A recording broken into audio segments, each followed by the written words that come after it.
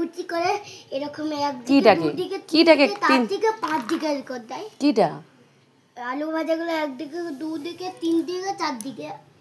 কত দিকে করি দেখছিস? আমার মা একদিকে একদিকেই করে।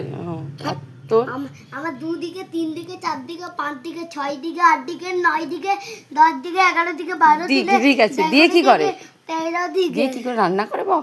তারপরে এরকম কুচি কুচি করে এরকম এরকম কেটে কেটে কেটে তারপরে এরকম করে ফেলে দিতে হবে। তেল দিবে,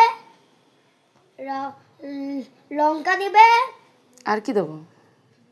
গোলমরিচ দিবে, আর নুন দেবো না? নুন দিবে, হলুদ দেবো না?